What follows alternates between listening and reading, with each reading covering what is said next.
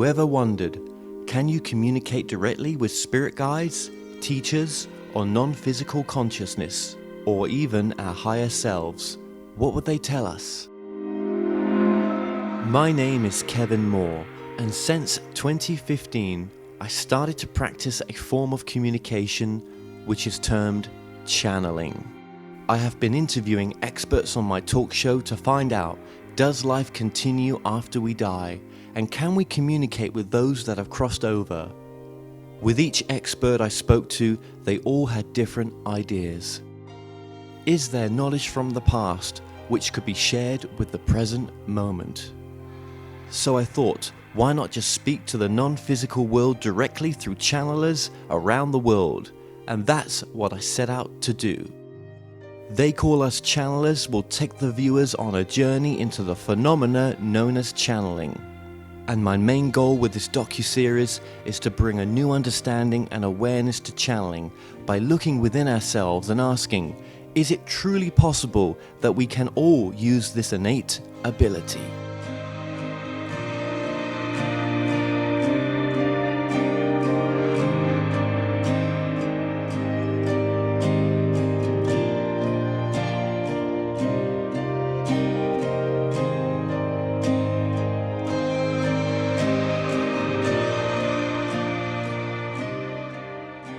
My name is Lilli Bendriss, and I work as a medium, a channeler, and use my ability to help people expand their consciousness. And I'm also part of a television show which has been going on now for 12 years called The Power of the Spirits. Very interesting. House with a lot of unrest and strange thing happening, and me like the Ghostbuster coming in, trying to see what is going on here and what can we do about it. And it is very nicely done. This is Norway, and it's storytelling where you take the facts which is there. You choose to believe what people are telling, what is happening with them. And it is the most seen program in TV Norway, has been for 12 years. So it is still going on, and it has taught me a lot. And the skeptical me has been there. And I always try to find a natural explanation of what's going on, but sometimes it's impossible. And you just have to understand that there is more to life than actually the eye see. So growing up then, was there any sort of gifts there when growing up as well? Was there anything in childhood? When I was a little child, I was a very sensitive child. And I used to dream things that happened, and I found that strange. But in a way, I was happy-go-lucky, and it was just this thing. It was strange. But my grandmother, she had this ability to see things. She never talked about it. It was like, we don't talk about this. And but she confided in me certain things that made me realize that she believed in something that was very, for me, fascinating. But as a child, it was with that. I grew up and things happened. So tell us just, because you've had a whole, a vast career in different things, haven't you? Doing some amazing fashion, hotels. Well, you see, Kevin, my life has, I have explored different avenues, so to say. I started out as the only thing I wanted in life was to be a hairdresser, which I became. And then I met my former husband, and we were both adventurous souls. And I traveled around Europe. I had a child in Norway, a child in Paris, a child in Canada. We were starting businesses and we were doing good, and then we lost everything. We came back to Norway, we started a restaurant, and I went also into fashion. And after that, I started my own company with 3 colleagues with the interior design wholesalers, which started out very, very small and became big. We are a big company today. So that's the business side of Lilli. But then when I was 42, something dramatically happened to me, which changed my whole understanding of me. Why do you think this happened to you at 42? Well, it was the time. It was the time because I had come to a point in my life where I started to feel an emptiness. Outwardly, I was successful, but inside there were like nothing matters. I smiled, I pretended, but these thoughts came that, is this all there is to life? And even a thought that maybe I really should die. And it was not a depression, it was like analyzing my life in a strange way. And I was very tired as well because I had been working extremely hard all of my life. And then I went to a doctor. And then I went to a doctor and I understood that I had a precancerous situation going on. That was not scary, but it gave me a kind of an explanation why I was tired. And at the time, let me put it this way, I had never meditated. I was not into the so-called New Age at all. I was living in the physical world. And but at that time, I heard about a very, very, very good doctor doing acupuncture treatment. And I went to him and he started treating me with acupuncture for my tiredness. And it was 1 month, 2 months, I was waiting at the time for an operation. And it was a 3 months wait. And I remember 2 nights before my operation, I went to my doctor and I said, I think that this will be the last time that I come to you because I'm still tired and maybe this is not the real treatment for me. And I remember strange look in his face. And he was leaving the room, said, okay, leaving the room, and he was pacing forth and back. And then he come into the room again, very determined, having 1 needle in his hand, a gold needle. And he said, Lilli, today I'm going to just use 1 needle. And I said, well, okay, for what? He didn't want to say. But I trusted him. And he did like a little ceremony with the needle. He was blowing at it and turning it to the 4 directions of the world. He inserted the needle right under my navel, started to work it, and didn't hurt, didn't feel anything. So I think I was over half an hour, and then we were finished, and he wished me the best of luck. And I went down, sitting in my car. Then it was like, boom, tears are flooding. And I am crying. I don't know why I am crying. And I go on crying all night. And call him next morning and tell him what happened. And he said, fantastic. Just keep on crying as long as you need to. So then I said, okay, I understood that it had been a kind of a breakthrough. Calling my hospital to see if everything was ready for the day after. They cannot find my name in the computer. So something has happened. So there will be no operation. And then I have this sting of fear. Wow, how long do I have to wait now? 3 more months. And then for the first time really, it struck me that I may die. It may spread. Which is not dangerous, may become dangerous. I may die. And I have to do something for myself now. I have to do something for myself. And the universe is weaving the threads to complete the picture.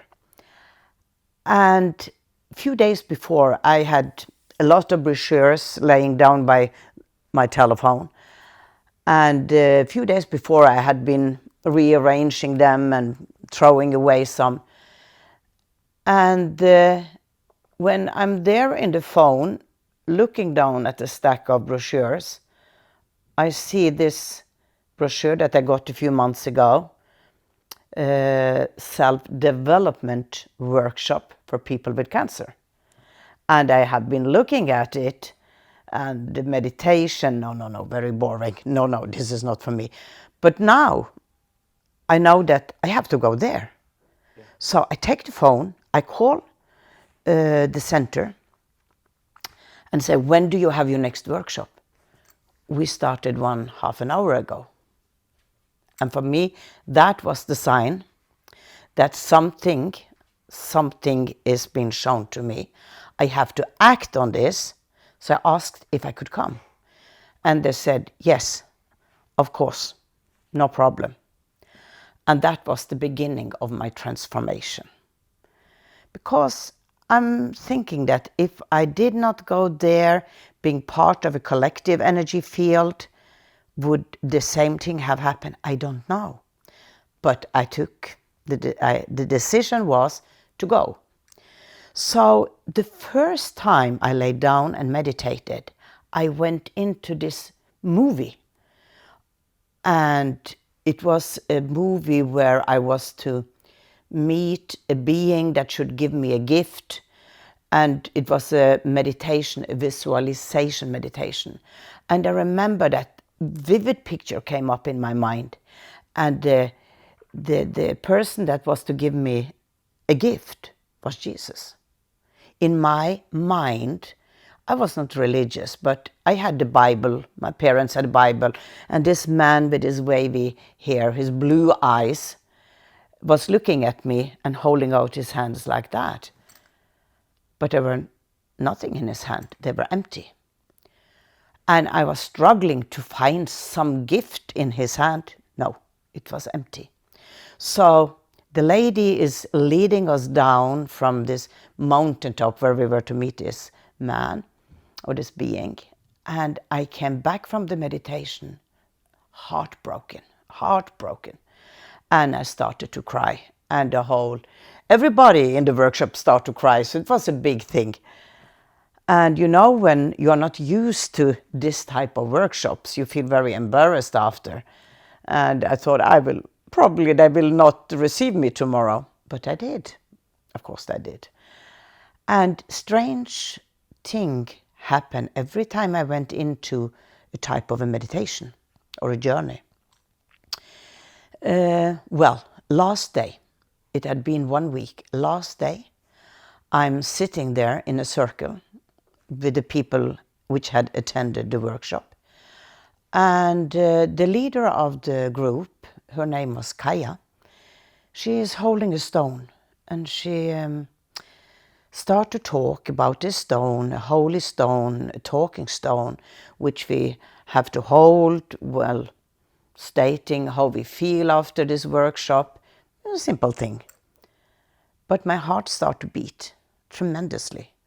And something is happening in my body, like a kind of force start to move in my body, holding itself in my chest. And the only thought that I have is, don't start to cry, Lilli. Don't hold it back. This is the end of the workshop. It's peaceful. Don't start something now. And she gave me the stone first. I was holding it, total chaos in my head. I said, I have no words. I gave the stone to the next person and tried to pull myself together. It was impossible. And Kaja, she saw that something was going on. And she said those releasing words, Don't hold back anymore, Lilli. Breathe. Let go. And the next thing I remember is that I was in two places at the same time. I knew I was sitting on a chair in this room. In the same time, I was transported out into a desert. It was no sound at all. An old man is sitting in front of me.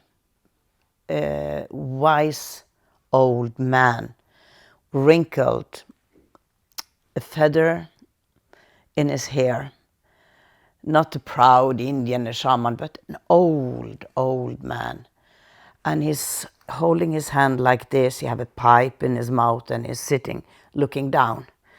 And other details was fire in front of him and rings of smoke creating a spiral going up. Another image is a little boy dressed in white throwing small white balls up, and they start to take on the same movement, spiral movement, and they're going up, up, up. There's a white eagle on the heaven going, everything is going in a spiral form. And then the old man is looking at me, and without words, he's asking me to come closer, like I've been waiting for you. And in this movie I'm in, I start to move towards him. And then he do the same gesture as the type of Jesus figure the first day. He's opening his hands towards me. I'm walking towards him, and when our fingertips almost meet, it's like a lightning is charging first through my head, down through my feet, up again, out into my arm, and rest there in the palm of my hand. And it is so painful that I come back to reality, third dimension. And I'm looking at my hands and I'm screaming. I say, my hands, they burn, they burn, they burn. And it's like somebody have put an electrical power on them and putting fire to them at the same time. So the pain itself is the shock. And helped me realize that this is something is real here. This is not a hallucination. And I think that Kaya has done something to me. And I ask her, what have you done? What have you done? And she say, it's not me, Lilli. It's you. It's you. And then in that moment, there is a clarity why I am born. That this is a force which before was blocked in me. Now it's released. And I have to give it to somebody. I cannot hold it. It's too much. It's too strong. I have to let it go through me and help somebody else. So I remember that I asked permission to go over to one of the other women there, which had cancer in her brain. And I put my hand on her head, and it's like vroom, tremendous force coming out. And the poor lady, she's almost fainting. And then it is like this. It's like I have been awakened of a dream. That my life before was a dream. Now I have awakened. And this is my reality. And I have to use this gift. Already then I said, the gift. And I don't know how to go about it. I will just do it. I will just go my way. And it started from there. The person that you are now compared to the person you was before this gift came into your life, have you felt a massive transformation in yourself, in your personality, for example? Yes, it is like somebody walked in and merged with me. Because I had skills that I did not have before. I started to write fantastic poems, and stories, I start already then to receive information.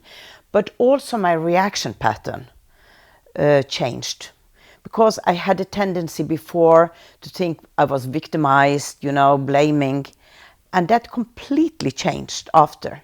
It was like I was given the ability to see both parties.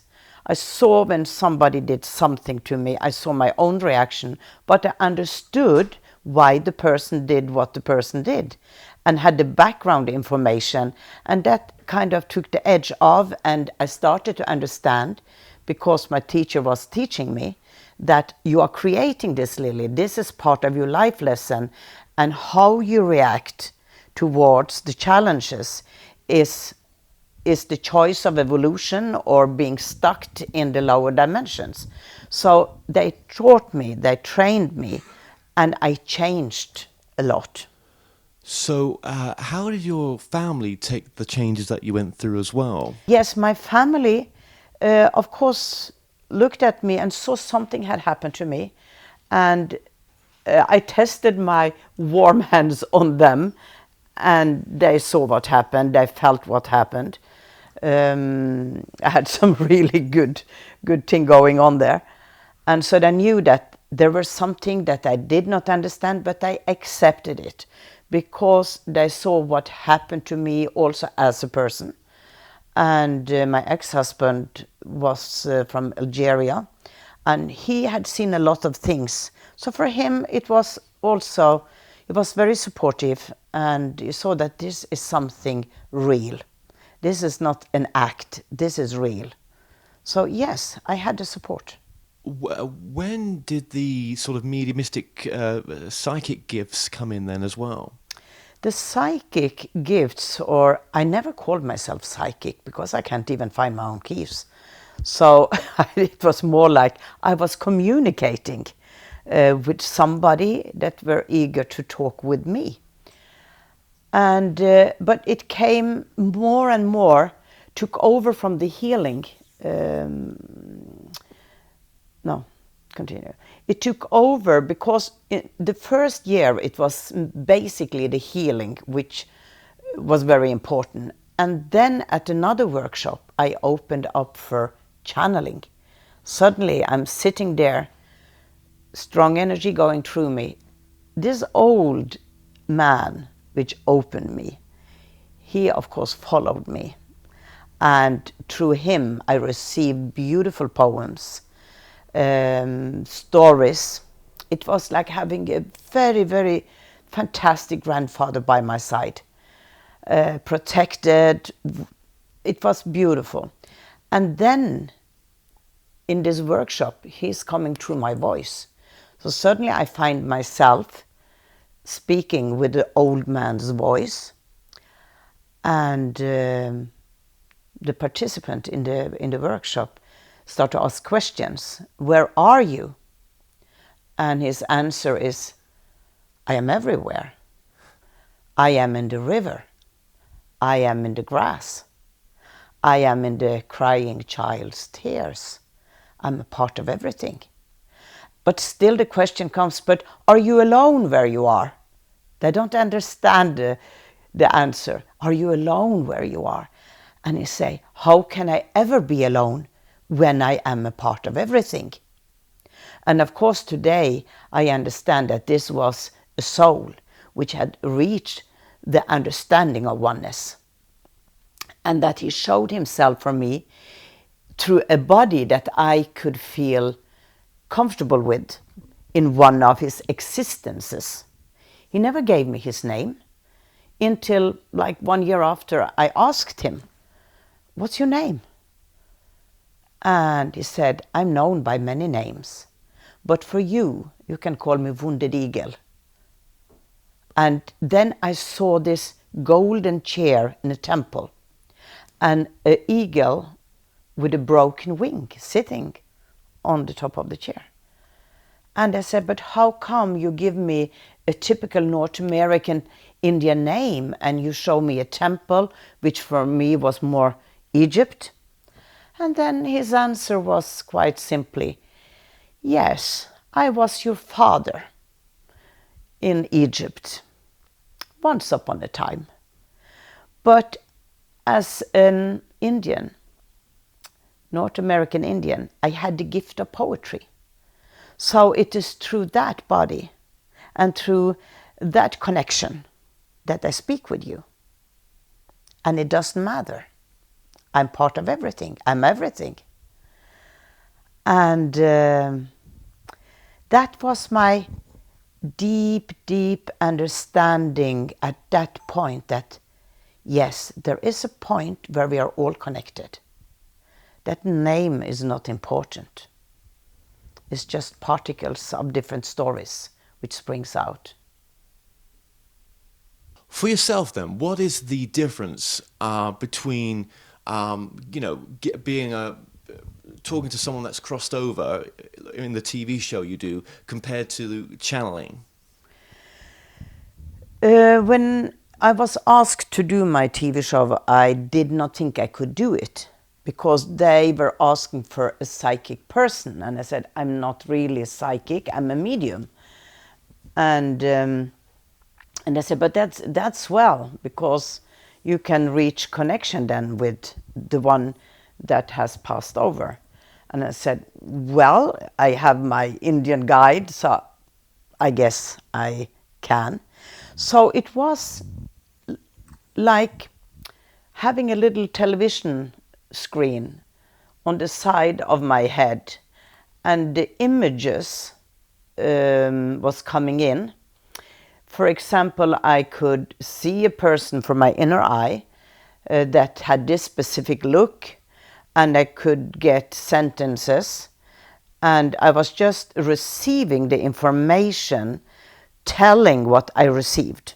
I see this man with this white hair, and he have this specific green shirt on, and he have a very happy personality type, and he's always joking here. And then he could come some sentences. So this was the information that came to me like from, I was watching a television from the other side. When I channel, I don't see anything. I disappear. Me, Lilli, is set aside. And the only thing that fills my mind is the words. There is no images. And the words is flowing through me. It is not the way I am speaking normally. It's like I'm taken over. Something is added to me, which I allow to happen. And the words are very specific. I never halter. It can be that since English is not my language, there comes a word, and since I am in a semi-trance, I hear the word, and then, is that the right word? I can stop myself a bit, but the interesting thing is that if I cannot get that word out because it's a bit too difficult, it's like the whole sentence changes to a simplifying model, which I can say, but it has the same meaning. And it has been a frustration for me that I'm not speaking better English, have more words, but okay, they are doing the best through this brain they can. But it's a completely different feeling also, because the intention of what is to come true is highly spiritual. It's not practical in the same way as when I see things and I can say, well, I see this thing here, and you see it is, so you have to understand maybe that they're showing you blah, blah, blah, blah, blah. When I channel, it is clear-cut sentences saying, for example, that you see, my child, that within your life, this which occurred to you prepared you to take a choice which was difficult for you, but now you see, by showing you these images, you will have a deeper understanding of why you took this event into your life. Do you see the difference? The channeling is direct talk from their way of communication, still going through my brain, being sorted out in my brain, using my talent, but enhancing it so that I feel that they speak in such a beautiful way. And I realize now I say they, but they are me. They are aspects of me. It is the feeling of something being added of me, which have experienced a different story, which have experienced maybe so many different stories that they have come to a common ground of experiences, which they then give back to parts of themselves that is still on their way to a greater understanding. So it's like, well, I'm here now. I am this avatar. I am this super consciousness. And I see many aspects of me need a little hand helping them, rushing them on their way. So I connect with that part of me and I do what is necessary. And it is not only up to the superconsciousness, it's up to the person. Because the intention of the person of why I am channeling is very important. Do I do it because it's fascinating and wow, I am this channeler, ego coming forth? Or do I do it because it is a very strong spiritual longing to do something that make a change in the awareness of the human race? And that is why I do it. Okay, so where did the Andromeda connection come then, in a sense? Have we answered that? In the beginning of my awakening, it was very secure and safe and have this old man by my side. But one day he came to me and said, I have to leave you now for a while. Somebody else will take over and teach you. And then different entities started to come. I was very skeptical. I didn't believe. I said, no, somebody is making fun of me. And Isaac Newton and George Washington. And I said, come on. So I couldn't deal with that at all. It was much safer that an old grandfather was there.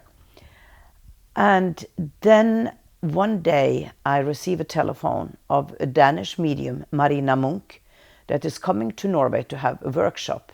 And this lady is saying that, you know, she's really an alien and she is working with the aliens.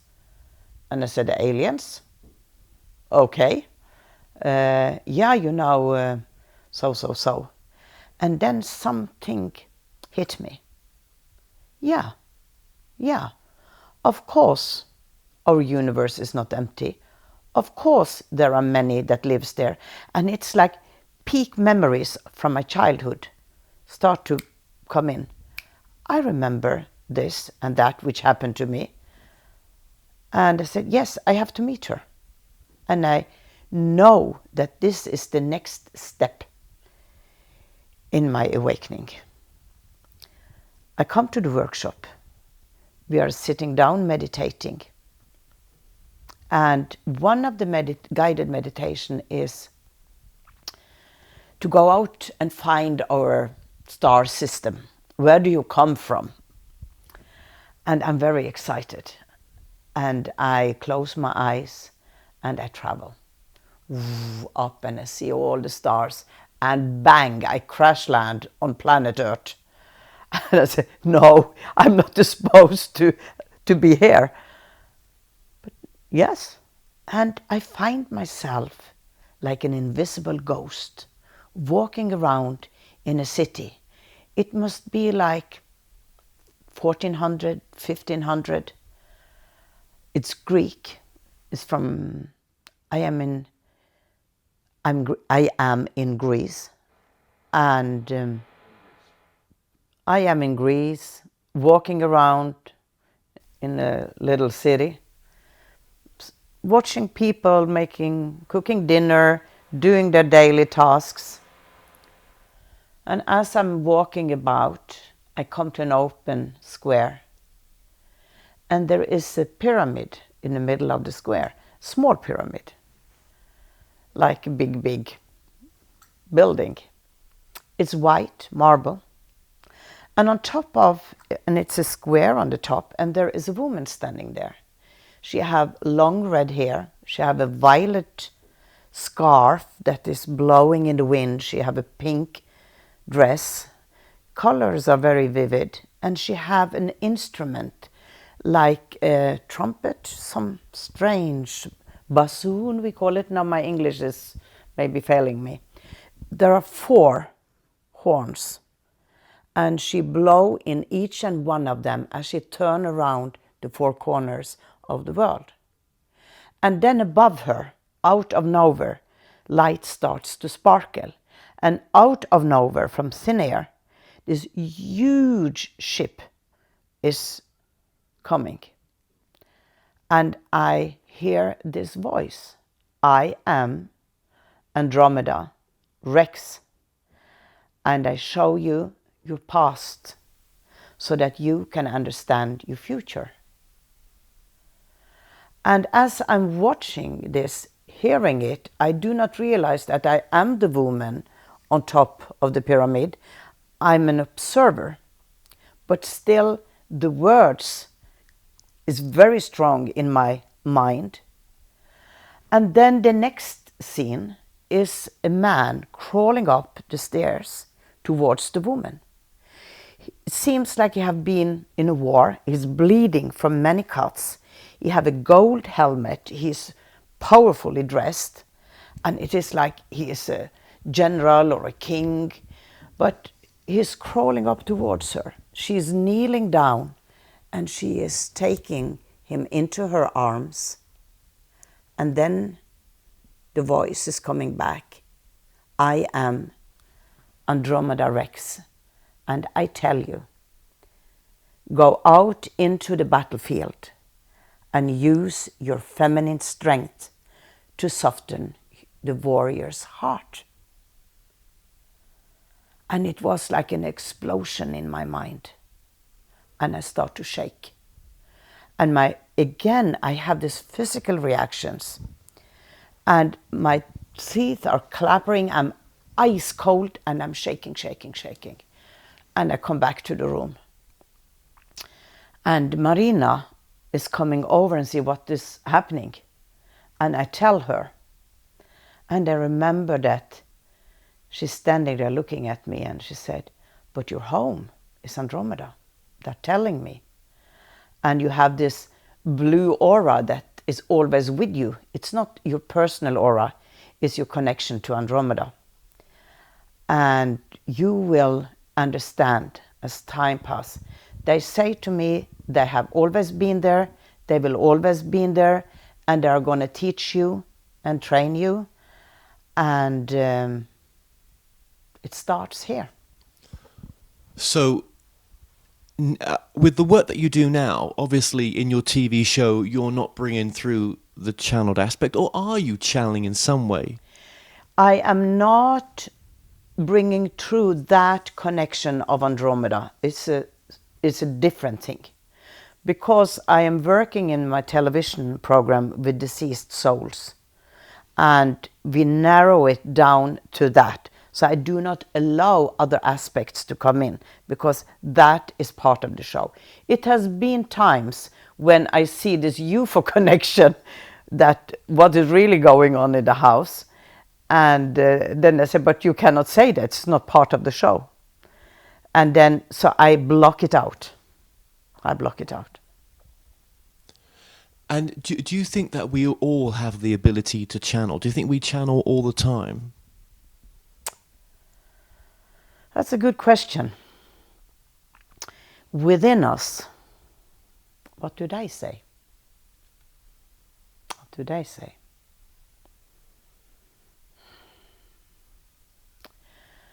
Within you are planted a seed, which is meant to grow.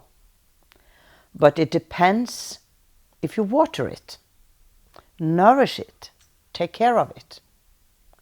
It may be there buried down deep into the earth because it was never looked after. So everybody have that setup, that blueprint that they can. But as with anything else, there is a talent involved. Depends, why did you come this time? What are you supposed to work with? If I want to be a farmer, I need my channeling ability to understand the earth, plant, to do the best, and I may talk to my plant. But if you are to teach people something broader than what is existing, then you will be born with the talent to open up and connect in a much stronger way. For me, it's quite simple. Yeah. But do you think as well, when people get divine answers, sometimes, that the kind of things flow to them? Yes. Are they connecting with a higher self When I say that everybody may receive divine guidance, everybody may, without even asking or knowing it, have an outpouring of energy from them. No, wrong answer.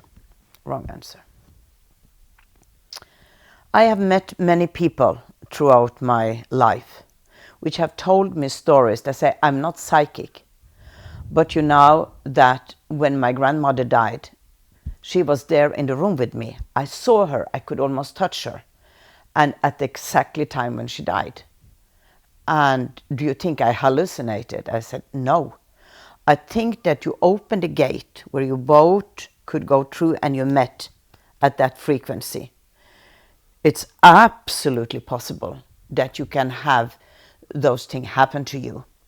And that by struggling with a question of your life, suddenly you have a clear answer, maybe in form of a book that you feel compelled to read. And you open it right there and you look at the first sentence and there is the answer. So the universe is working in subtle ways.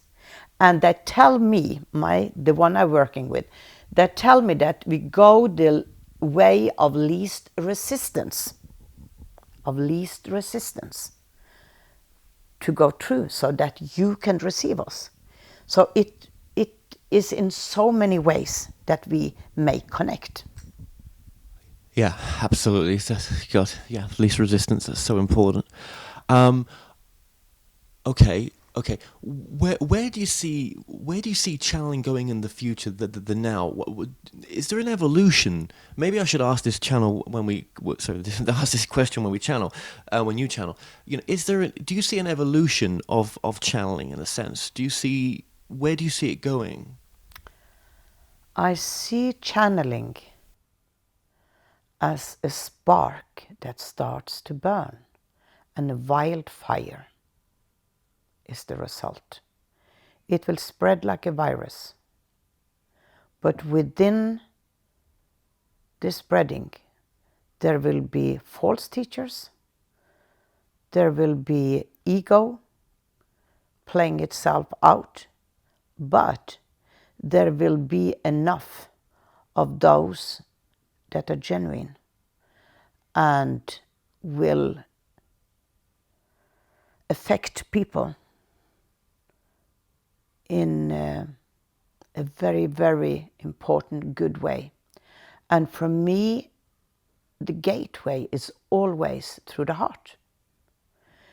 With a closed heart, no, it will not make an impact, because you can say a sentence and people are listening and, yeah, it's a nice sentence.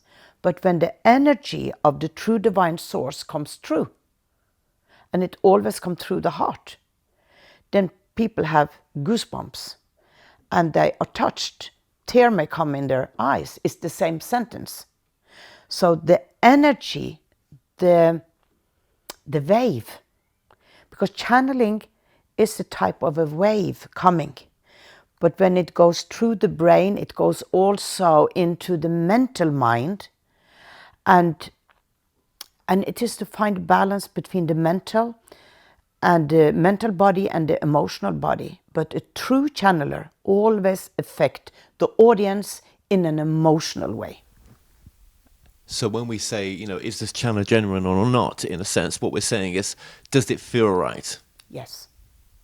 Yes. Does it feel right? Again, with okay, so someone that says they're psychic and they're giving you a psychic reading or a mediumistic reading in the sense that they're connected with a deceased loved one, channeling is more of a teaching information. But yet again, you have both abilities. Yes, I have both. I'm clairaudient and I'm a clear viewer. I see images, I hear, and I take in information from many different levels. Yeah. Unique gift. For me, it has been a tremendous gift. And I have a lot of respect. And as I tell you, I'm my biggest critical voice, because sometimes when I work with the power of the spirits, I get information that seems crazy. I get, oh God, Lilli, are you going wild now? This cannot be. And I stop myself.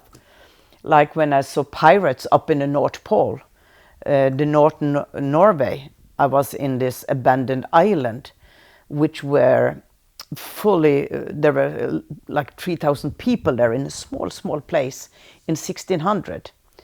And I see pirates coming, and I see officers are fighting the pirates, and I hear the bang.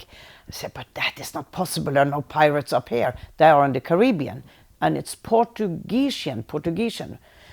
And so I said it. And yes, there were pirates. They were hunting for the whale, oil of the whale.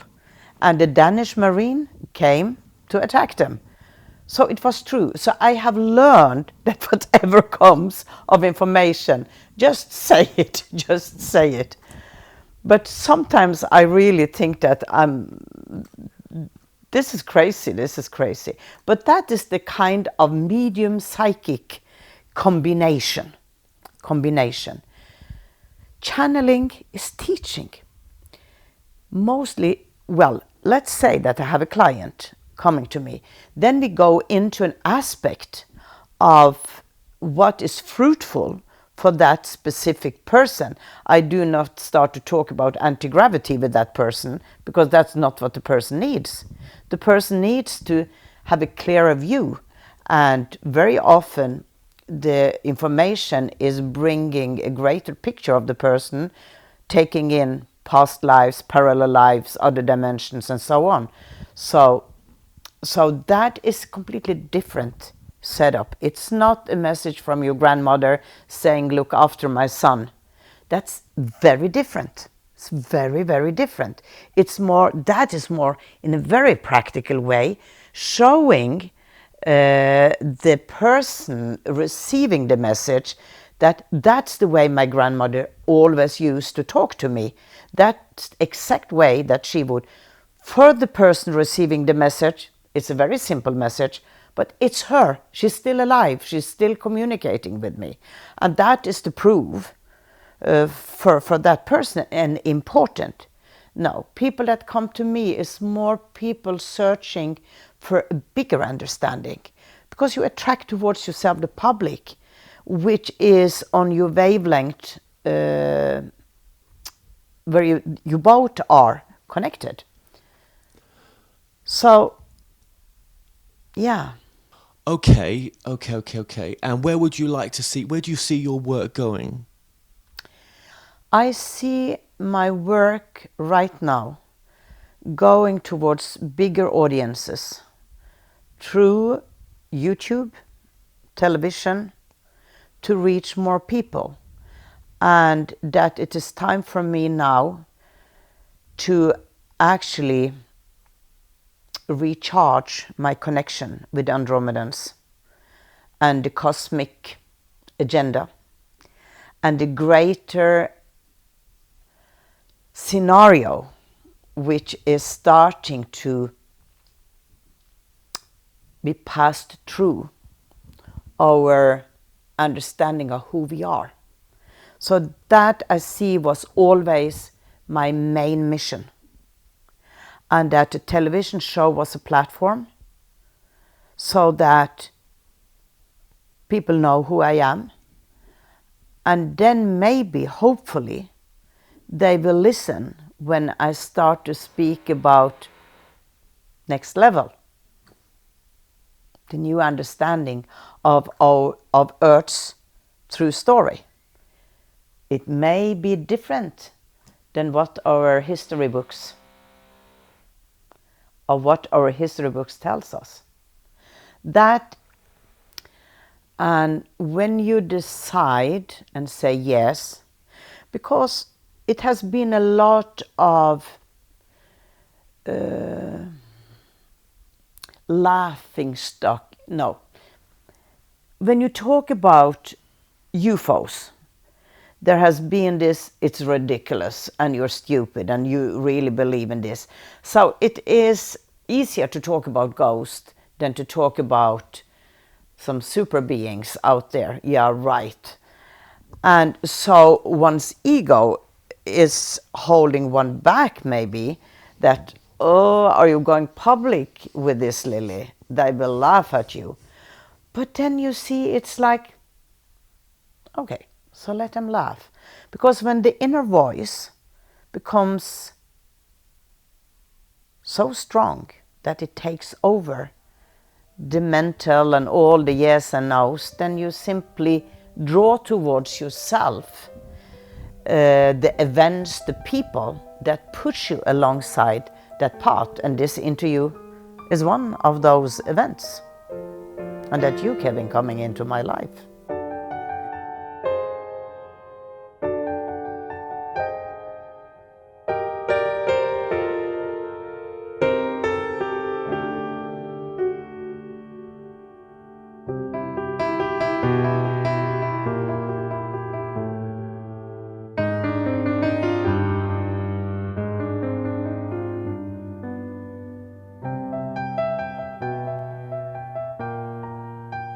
We are your crystal awareness memory, which in this moment is escalated into the domain where information is accessible. This is a many-faceted conversation which will spring from the deepest gateways of memories until the crystal zone of light, where all the stories comes together and moving through the violet flame of awareness into what you may call the kingdom of heaven, which is the oneness. And within the oneness, there is all contained, will always be. I within the one, within the many, circulating through eons of time, holding timelessness in the bosom of the cosmic heart. You may ask your questions. Well, first of all, I just want to say it's an honor to have this connection right now in this present moment that you come through. So thank you very, very much. Let me ask you the first question then. Who is actually coming through right now? Oneness, which in its simplest way is all there is. But even so, within the all there is fragment of recognition. And the channel has created as a platform a soul identity which call themselves the Council of Elders. This is within the comfort zone of the channeler. So we are bringing in this known awareness at this moment in time. Yes. What dimension are you from? I mean, these are human words I'm using here. Now, you are asking about dimensions, and in your linear understanding, you are occupied with that. And what if we tell you that we reside within all dimensions because we are particle essences that moves through all when you are in oneness? So, but for your understanding, we may say that for the comfort zone of the channel, we use a specter of what you may understand as the seventh dimension. And we kind of, like from a cloud, rain is falling through the air, through the other dimensions, which you would understand as the lower dimensions, into your third dimension awareness. It's sprinkling down. And it may stop in the fourth dimension because there are relevant information from a center, a soul from the fourth dimension wanting to come through, and that is relevant. So it is like we are almost like an octopus with many, many arms reaching down, searching out, and taking back to ourselves the food that we find down there. So when Lilli is having an emotion, we take our long arm and we reach down and we take that emotion down. We take it from deep down, we bring it up and we bring it into our belly so that we can feel it. And that make us advance as well.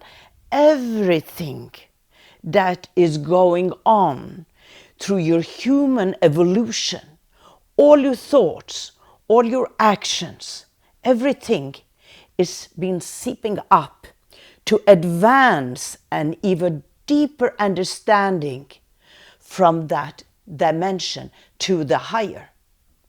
So everything is kind of a dance within the different and escalating, moving type of mental constructions and ideas and emotions. It's like a dance. It's not separated. It never was separated. It's all within the oneness. But as when you are talking to a child and you are teaching a child how to work with words, you take one letter, this is the letter T, and you take another letter, and this letter together is your name. So this is how we communicate with you in a way. You are not reading fully yet, but you are going through the education of putting things together so that it makes sense for you. Do you understand what we are trying to tell you here? Yes, it's pretty profound what you're saying. So thank you, and just bear with my mind in this time frame as I take in what you said. But the things you've just said are just amazing. That is really, I love some of the stuff you just said there. Thank you for the way you've described it. Why Lilli? Why? What's the connection with Lilli? She's one of us, and through an impulse and a desire she sent fragment of herself down to create a body that would make an impact within the time frame that she would live.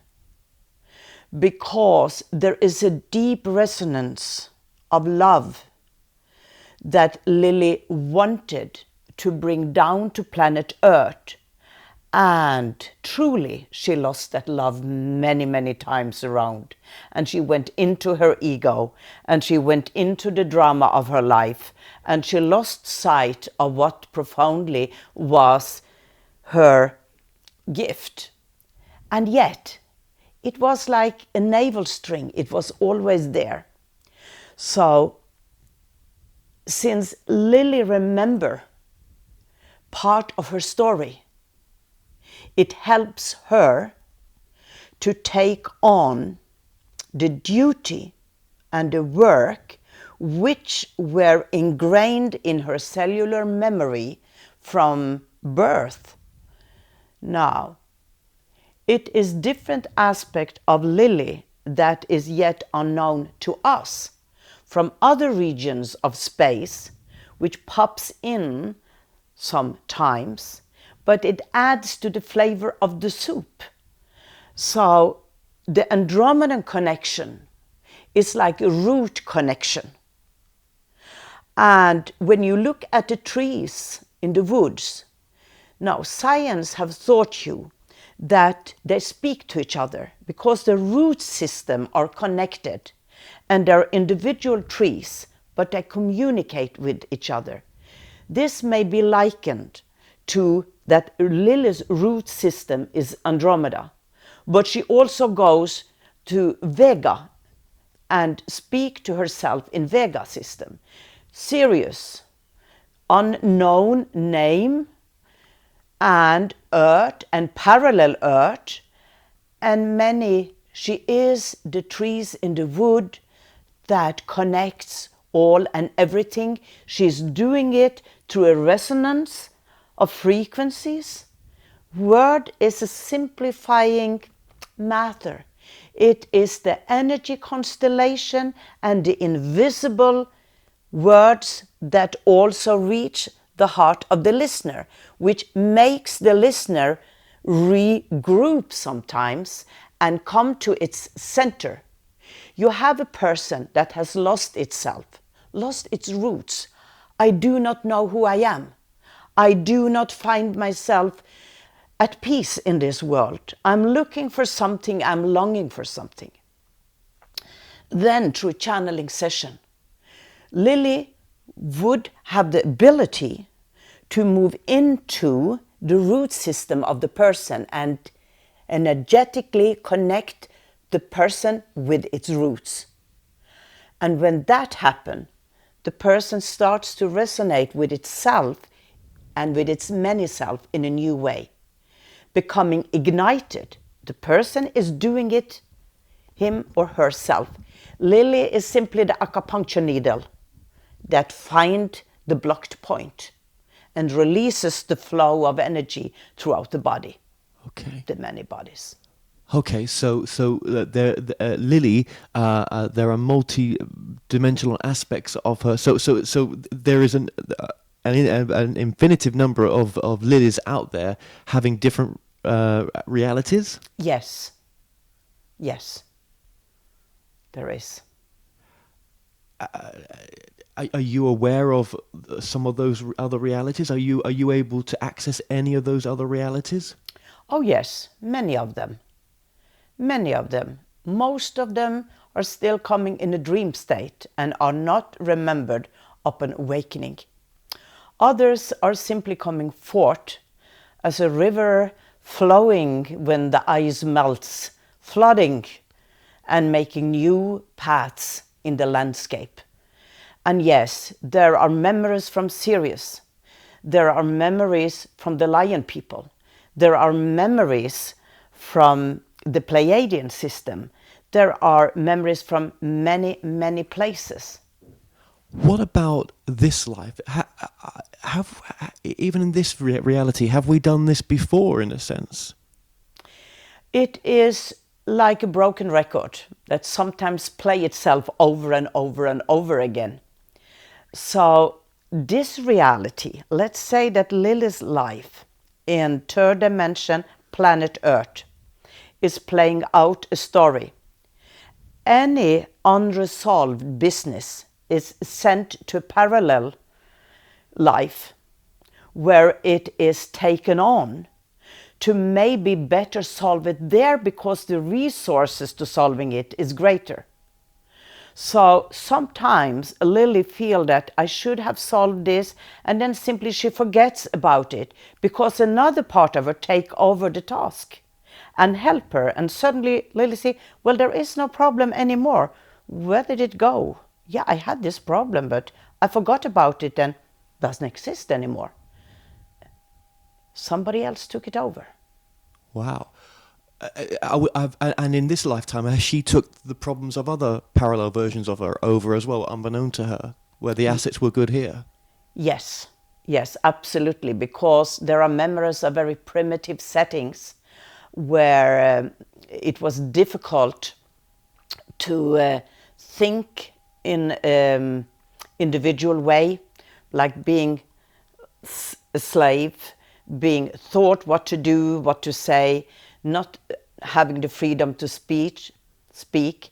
And now when she go out and she speaks and she stand there and say whatever she wants to say, that helps the other aspects of her, because now she have the dynamic and the ability to let the flow of words opening for gateways for her that may add and help that lady in that other life which were muted. She couldn't say, she was suffering. So yes, it goes the other way around as well. So the value of this information coming through right now, because in a lot of my talk shows, this information of parallel lives has been coming through so bigly, so much just recently, and I don't know why. What is the value in this information, for example, as an example, like, I love this person, but I also love this person. I have to choose. But really, in another reality, I've already loved that. I'm having a relationship with this other person. It's okay to let go and go with the one that you really want to. I mean, I don't know if that's a valid example. Yes, it's a very valid example. It's a very valid example. Because if you can truly take this as a truth in your heart, there would be less heartbreak when you need to let somebody go or somebody is leaving you. And I had my own experience of how a relation that were broken, and I was heartbroken at the time. And then I was given the vision of being with that person in another life, living, becoming an old couple. And it was so soothing. It was like, but yes, I haven't lost anything. I have rearranged it to a situation where it is better fitted and we can work this out and we can play it out. So I haven't lost anything. And for me, that has become, through my own experiences, such a comfort, such a comfort. Now I am speaking as Lilli, but still the information come from other Lillis. So this is very often when there is a channeling session, there is we speaking to Lilli, and then Lilli take over and speaking as Lilli. Yes, I had. Instead of them saying Lilli had this experience. So then Lilli goes into the all and become one and give out the information as, I remember this happened to me. Do you understand? Yes, that's so amazing. This is the really also type of confusing thing, that I am Lilli, but I'm the council of elders, and they talk to me, but I talk to them, and it's oneness. It's certain points that comes out in a conversation. This is so amazing. This is so cool. Thank you for that. Thank you. So, okay. So just going back to the council right now as well, just bringing them forward. And thank you so much for the example you gave there as well. How many of you are there? If you look at it in earth understanding of up and down, sideways, we would say that we would place oneness at a peak point. And from oneness, it's also like rain streaming down in mathematical numbers within an intricate system of sacred geometry. But let's say that from the top, moving down, constellations is created of awareness, of possibilities. And let's go down many, many levels, and we stop here. And we are looking at a group soul, a group soul. And let's say that this group soul has within it soul particles.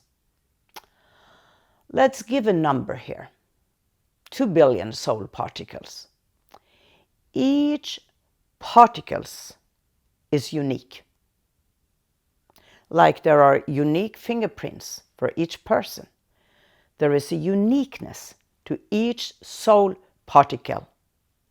There is a many-layered awareness within each particle. And then within this mass comes an ID. That we are holding ourselves together with this vast potential of possibilities to create. And we could create planets and stars. But let's create awareness. And let's create human awareness. Now, to do so, we need to create a form which is encapsulated, distinct, with certain traits, which is perfect for the plan, which is to be experienced. Because all this is within the plan, the possibility, the thinkers in the think tank. Now we take 200,000 soul particles and we fuse them together, as when we fuse two with a certain potential, we create a third potential. And can you imagine if we put together 200,000? It's wow, infinite possibilities of intermingling and creating. Now we put like a form around these infinite possibilities, and we send this form out from our level of awareness. And it moves through the spheres and it finds a place where the form is perfect. Let's say that third dimension, the Earth, planet Earth. Wow, baby is born, a girl. The baby grows, it learns from its surrounding. It has certain talents, certain speciality. And this person becomes a very powerful woman. And we call this woman Cleopatra. And storybooks is full of Cleopatra's doings and thoughts and actions. And then Cleopatra dies. And what happened then? Yes. Like dough in the morning, going up under the sun's warmth, back to the sky. The soul particles find their way back to the cluster. Now, the soul particle have many layers to them. So let's say that the program of Cleopatra, her life story, is moved over to also, let's call it with your words, an astral world, where the story of Cleopatra continues, develops in many different ways of choices. Maybe she didn't take the snake to bite herself. Maybe she went on living. She tried out that scenario. In the astral world, the story goes on. The story goes on forever. It's a program in a computer which may be accessed of somebody that is thinking about Cleopatra, feeling themselves as Cleopatra. Well, let's leave it there.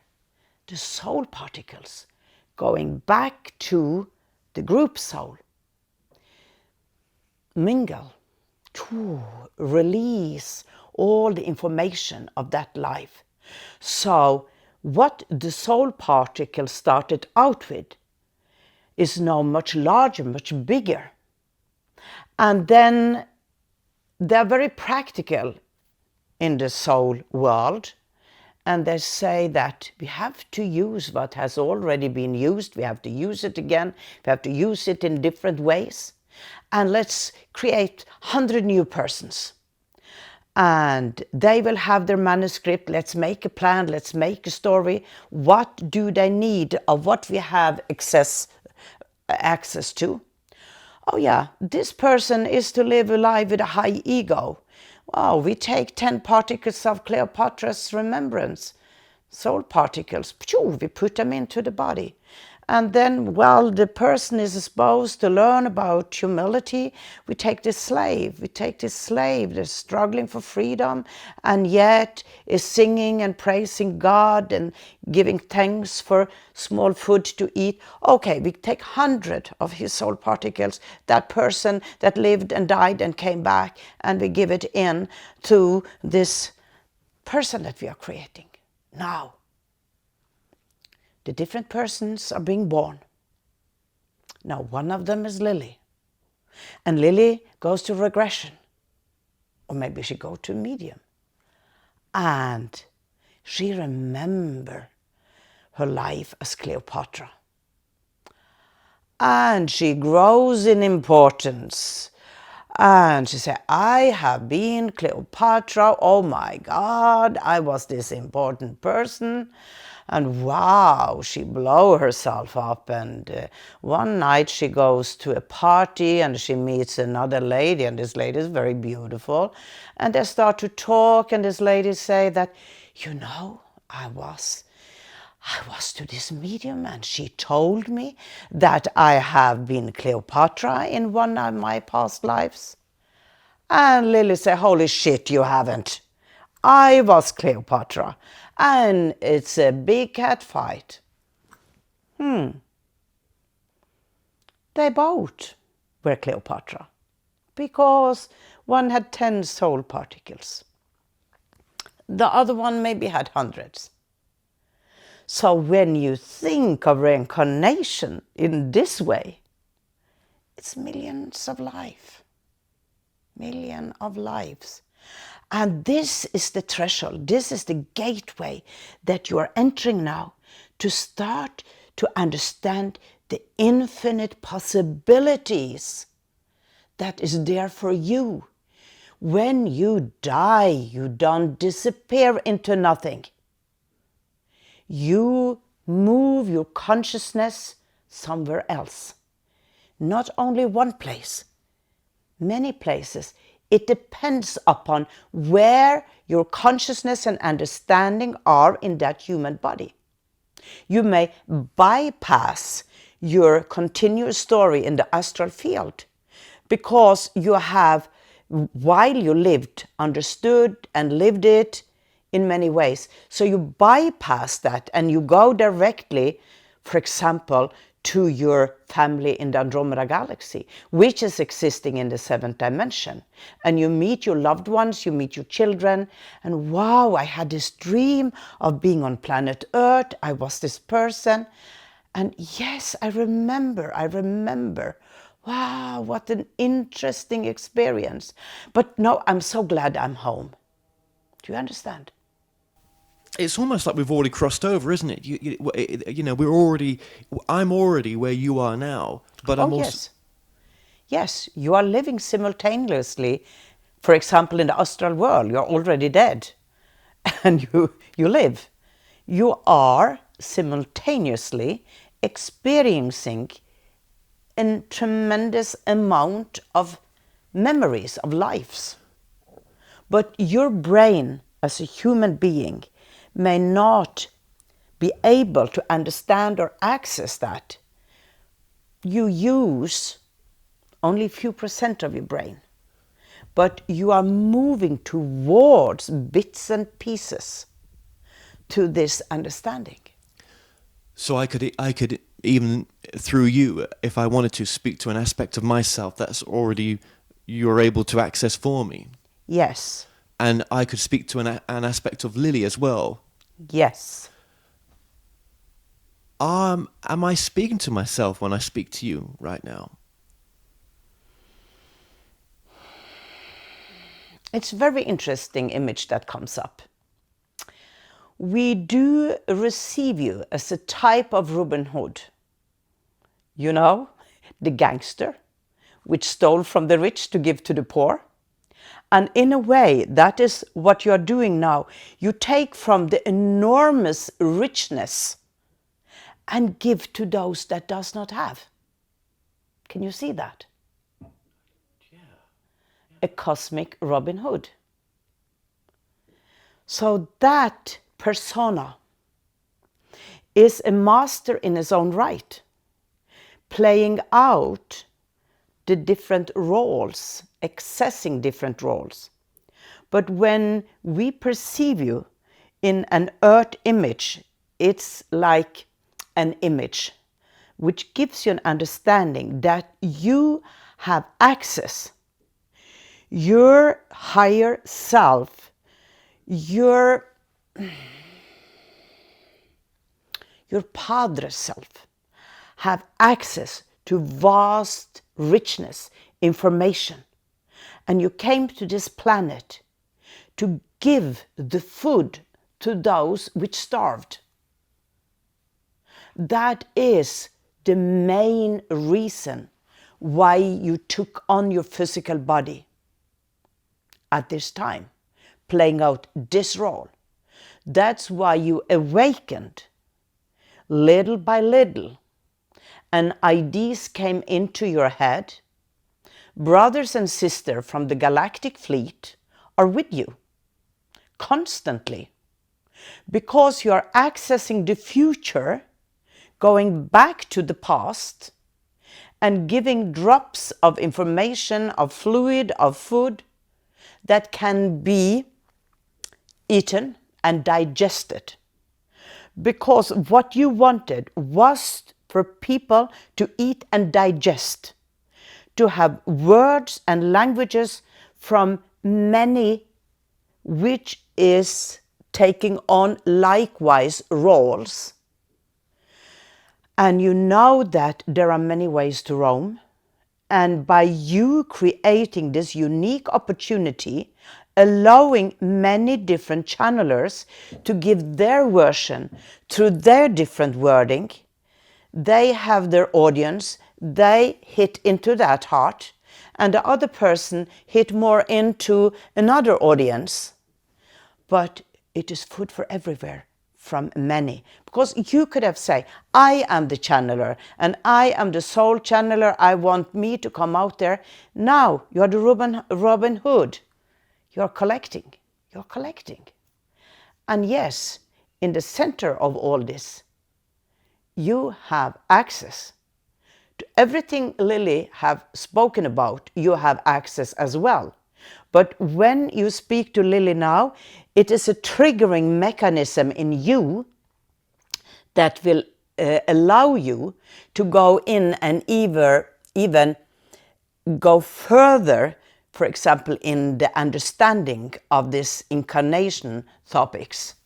And you can add to it, and you can widen it and make it even more understandable, giving more details. Do you understand? Well, I do, but I didn't expect that message. Why not? Because, no, it's beautiful. I'm glad why not? Because I suppose this is a documentary where I'm trying to get you to come through. Well, yeah, well, I suppose it is my journey, isn't it? Sorry, it is my journey. It is your journey. Right. Yeah. You are collecting the food, but you're also eating yourself. Well, that's such a beautiful way of putting it, because that's exactly how I felt. You know, I could have made myself the main reader on one of my websites, channeling.com, and not done any of this. And okay, there's part of me that's done this documentary because I'm like, oh, this will also help my foundation as well. But actually, it's much more than that. Yes. And I know that. And I don't say that from any ego. It just has been that way. Yes. And yeah, I'm all about trying to bring out information in this moment that's going to really help people. And sometimes I feel that going so deep only brings people back to present moment more. Yes, yes, it does. It does. There is a lot of struggling on planet Earth right now, and it's critical times. And all the light, all the information which may help pass this critical time is very, very important. And the universe is with you. All the avatars, all the masters, they're with you, because there's a bigger plan involved here. I thought so. You know, I thought there was a bigger plan involved here. I thought, I mean, I didn't expect to have this conversation right now, but like you say, I thought there was a bigger plan involved. I knew that doing this documentary was much more than making a documentary. Yes. I knew that. But it's kind of really surprising how it's unfolding even at this very early stage right now. So being a Robin Hood then right now, okay, so I asked the question, am I speaking to myself, and I get that answer? That's interesting. Yes. So maybe the answer is yes. Yes. But you're more than myself. Yes. You're more than Lilli. Yes. Yet you are Lilli. Yes. You are the audience that's watching this. Yes. But you're also separate. Yes. That's the difficult part and the simple part. So the audience watching this right now, you're an aspect of them. Yes. Why are they watching this right now? Because they're drawn to watch it, and they're drawn to it because of the invisible threads that are connecting everything that is within the greater plan, the greater picture. And the way that one learn and are helped towards one's path is to work through the intuition that I feel drawn to this. Not that I'm ordered to do this, I'm drawn to this. And then you are drawn to this because it's part of the plan. But you may also be drawn to it even if it's not part of your plan, because there are a side way that you want to enter, which was not in the plan. But when you enter this sideways, you create a new reality for yourself that may give you the opportunity to say yes or no. So we are splitting. You are splitting up in different, like the atom is splitting up. You're splitting up like an atom bomb that comes together and explodes and well, not a nice image maybe, but you see, this is what is so difficult for humanity, which has been under laws and constructions. There is 4 walls, and this is so. This is the truth. And then we break the walls down. They explode, and there are just fragments of the wall flying out everywhere. But every piece of the every piece remember itself as the house. Every little piece that goes out there, remember itself as a house. Like when a supernova explodes, all the pieces going out have the memory of being a supernova. And they will start from the small piece to attract towards themselves other pieces in order to build a new supernova. And remnant of the pieces of the broken house is picked up and made in to build a new house. This is the simplest explanation we can find. Okay. So everything is constructed, broken, and you are now into the broken pieces where everything is out there. But everything is a memory of something else. It's building upon each other, and it is taking form again. The lost paradise is being rebuilt. The matrix of love was constructed. It was broken asunder, shattered, mingled with the matrix of hate, the polarity. And out of the fusion of the two, there came a stronger drawing towards the matrix of love. And the struggle of the matrix of hate was intense. That's what you see on planet Earth now. It's a fight between the two matrices.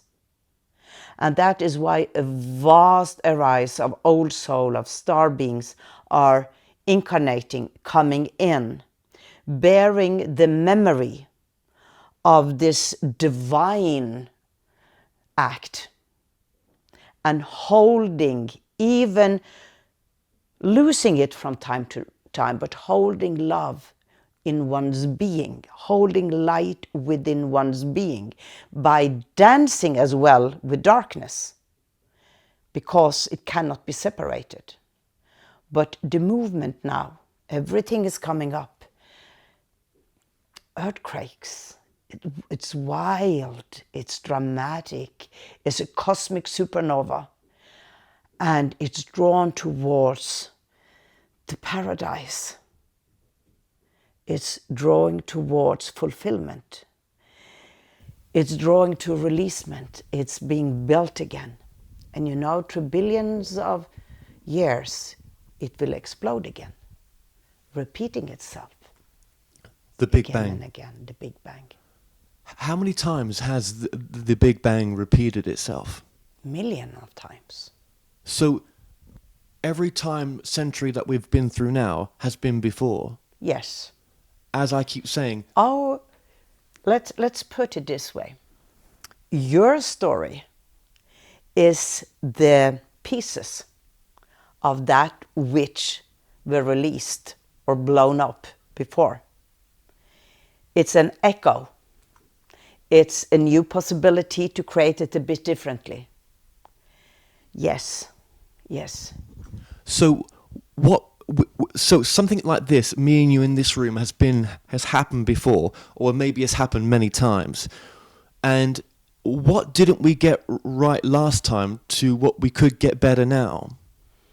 You are asking about the last time, because there were so many last times. There were so many last times with different outcomes. And that is the complicated thing. But let's narrow it in. Because in your storyline, there were the big wars and the big wave burying the land. It was Noah's Ark, where a few survived, few chosen ones that build a new earth. We have all of this old story, the Atlantean story as well. Now, one did not manage to reach paradise. The unity, oneness, one created simply new stories. What is almost unheard of right now in this storyline on planet Earth right now is that you have a possibility to reach the top goal, oneness, God in yourself. Ignite the spark, the flame of new creations. Not being buried under the ocean. Not destroying yourself. Much may be destroyed, but as things are blowing to pieces, there is a repair going on and there is a new earth evolving. It's like it's something slippery, like you take a ball, and this ball is intact, it's full, it's intact. Then there is a hole in the ball and something seeps out of the air in the ball, it seeps out.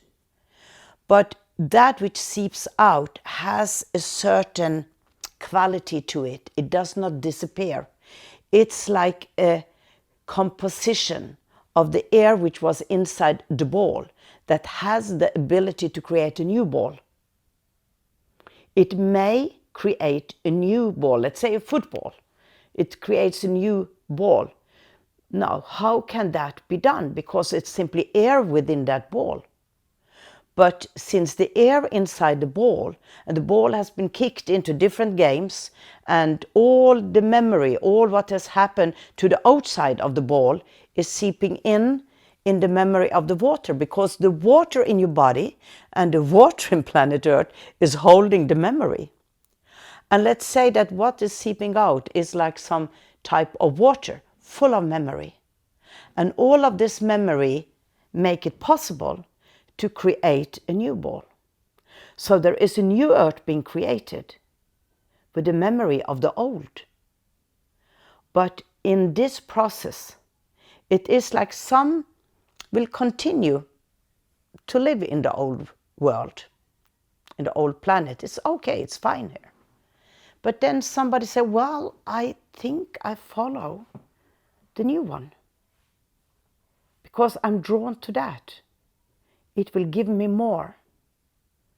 It feels right. It simply feels right. And that is the big mystery now. Splitting.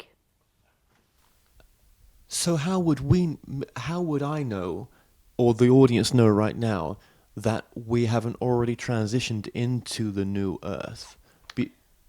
But you have. You have, many of you, done that. But you are sending yourself back because you still have work to do in the old. So you are splitting up, working in the new and the old, because you still have business to do. But when you finally are letting go, you are not going through a typical death process.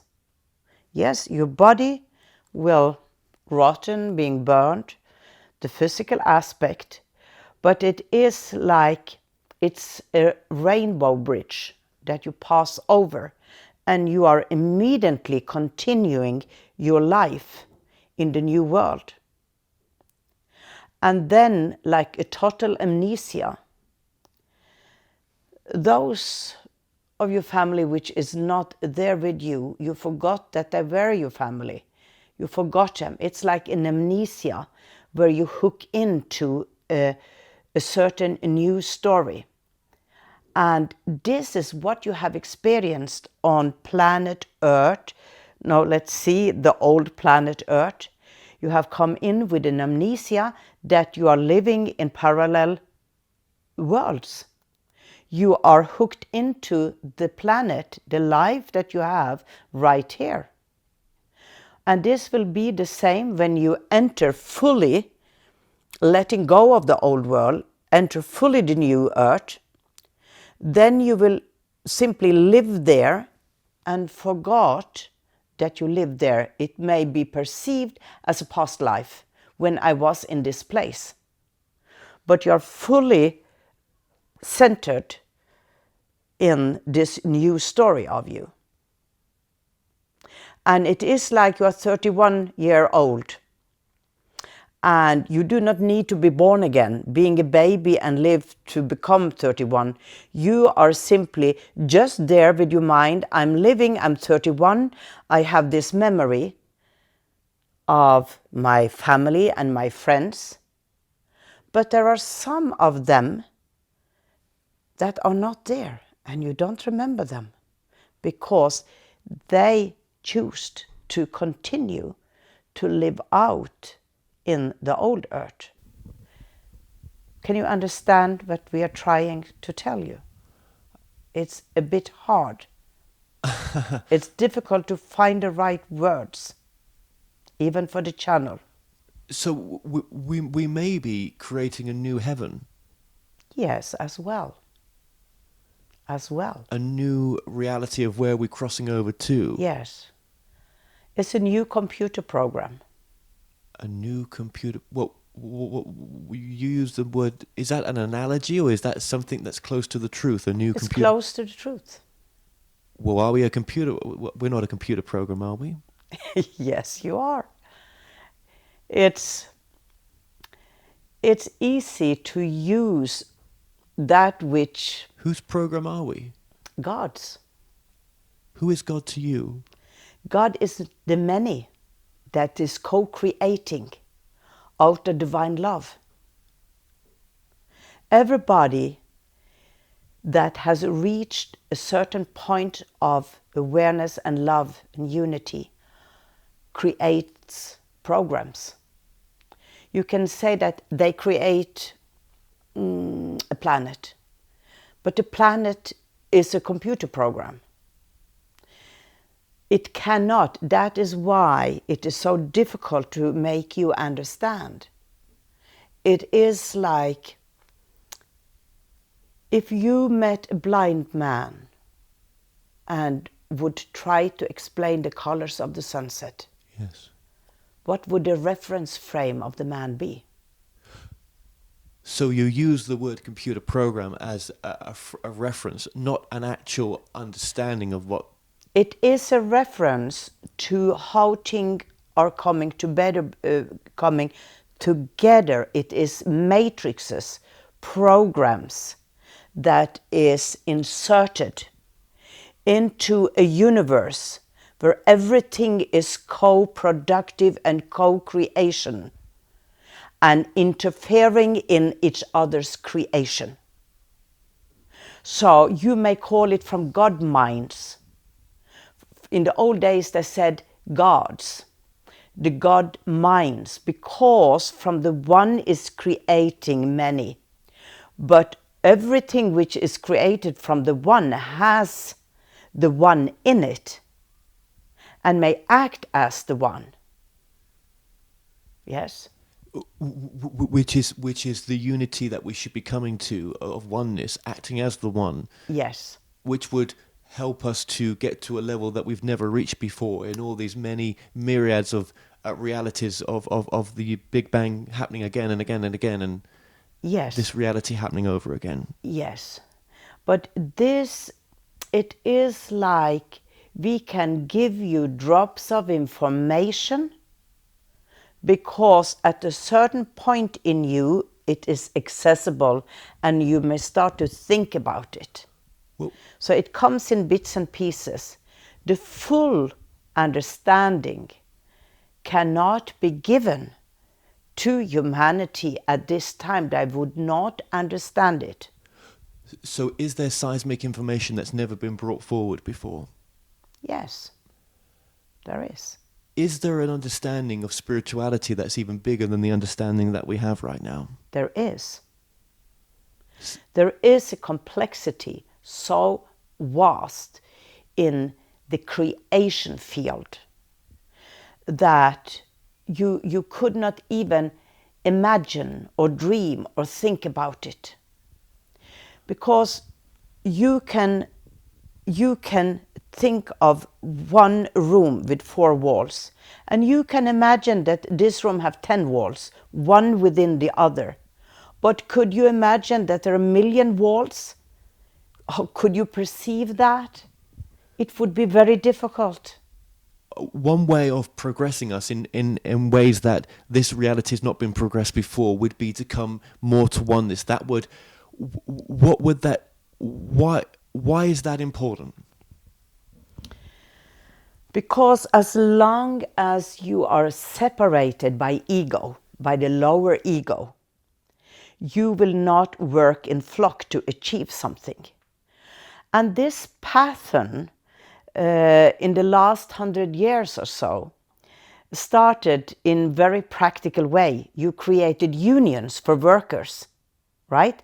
Because they would be stronger if they were part of a union and could achieve greater results, right? Right. Yes. It's the same thing ongoing, to creating unions where one come together for a common goal would make it more, would make a greater result, would achieve more, would not be like I'm fighting alone, trying to break through here. Now we are 10 millions fighting together to break through. Together we are strong. Together we break through the walls. Together we break through hate. So when enough love create a union, then they break through the hard walls of hate. But if when we cross over, or where the space that you're coming from, or I am right now through you, or the audience is where you are right now, really are at as well, we're all having multifaceted experiences. But if we're trying to get to that place, then where you're at, you're already at that level. Or when we cross back over, we're already back home at that level. Why are we trying to achieve that level here when we can already have it from where we come from? Because that's part of the program. That's part of the computer program. That we are to stay and try to achieve it. Because we do not, through our mind, no, it's Lilli answering, through Lilli's voice. It is necessary to stay put and true to the program of standing it out in solitude, being separate, and then knowing in one's feeling of being separate that I am part of something which is so much greater than mine. I am there already, and that helps me, it gives me strength to hold on to my time frame, where this is my mission of being separated from the all-knowing. I hold on to that because it's part of a program that is not ended yet. It's not finished. I am at the illuminated place, but I am not totally yet aware that I am there fully. So I go forth and back, but it is the feeling of being overshadowed of something so much greater. So now I am channeling Lilli. I'm Lilli's voice from Lilli's experience. I separate myself now from the councils of elders. I am Lilli. I'm speaking as Lilli. And Lilli has this program that she has some work to do on planet Earth. In the same time, in an advanced state, Lilli, me, understand that I am already at this other place. But I cannot totally let go of the planet Earth, third dimension, old Earth space, because it's not finished. Okay. I may choose to die. I may choose to die because I want to go home earlier. So I may choose to die, have the death process, going to the astral world, being connected to the new Earth. I may choose that. Do I choose that consciously? Maybe or maybe not. Because I'm constantly talking to my illuminated self, which gives me choices randomly. And through my actions, I may be drawn to take this airplane, which will explode in the air. But in my many variations of way to move myself out or into other places, I may change my ticket and say that, no, I don't want to go through that death process. I want to stay, and I want to leave my body in a different way, simply disappearing. But this is not yet quite happening. No, there is the story of two men walking on the beach, and one suddenly there is just one set of footprints.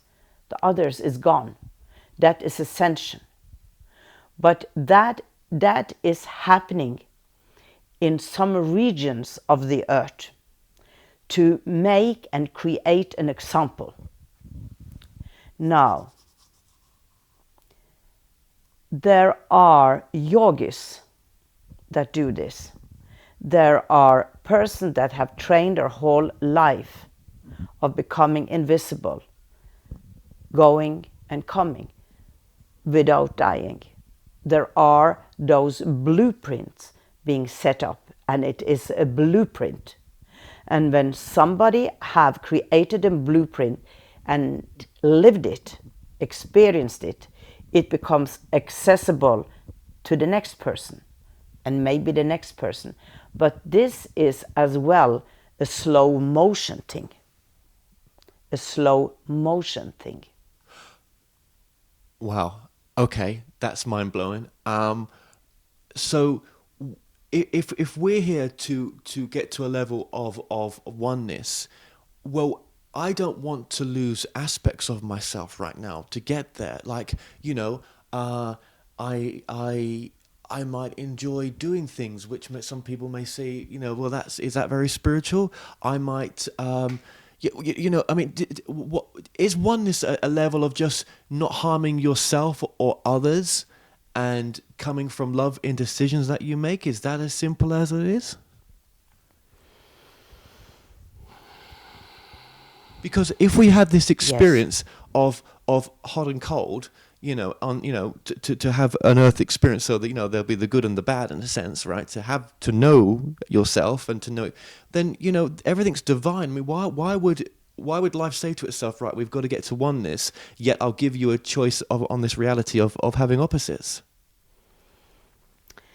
Because all is within the one. All is within the one.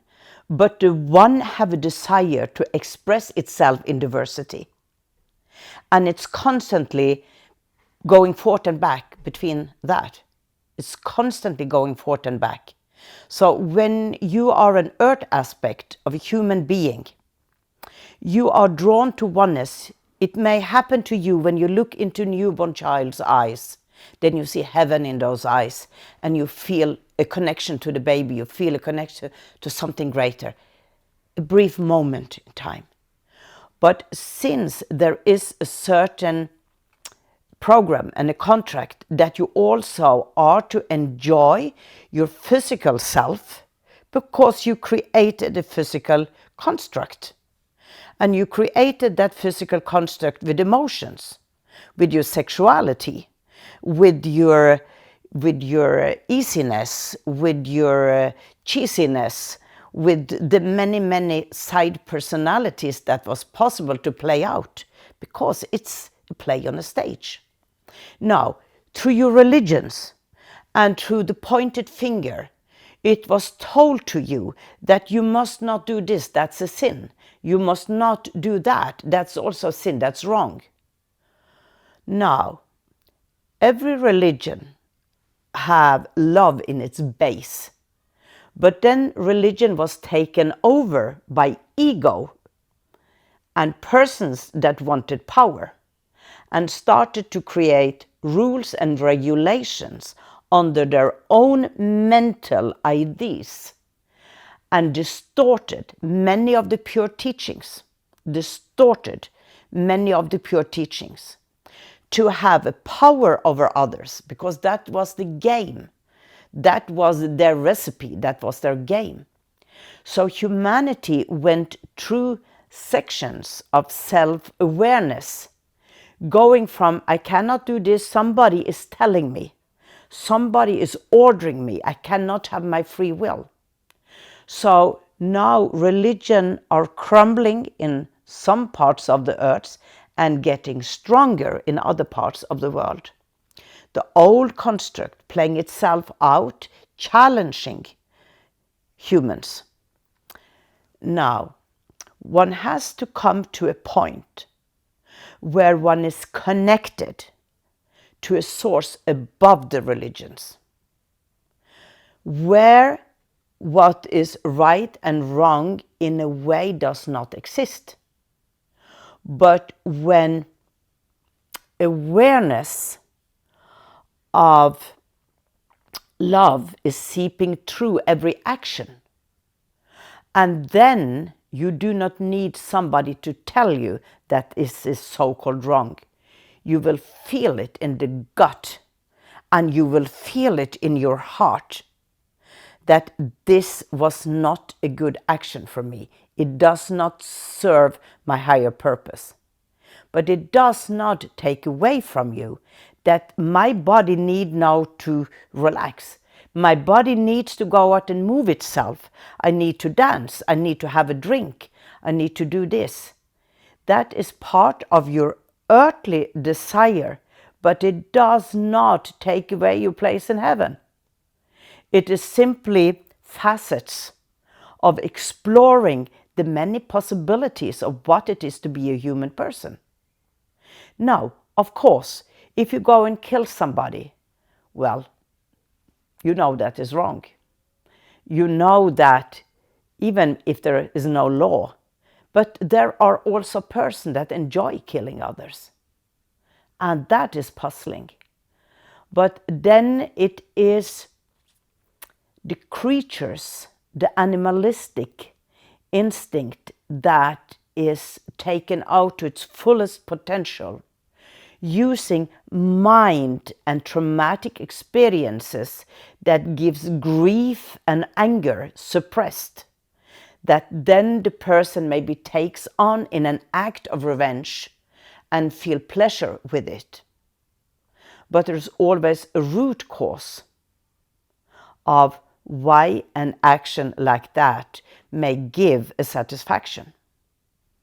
So, but now we are digging deep into psychology, so we are not doing that, just giving you a small example that when you live and the intention in your heart is to be a good person, as good as you can, having empathy with others,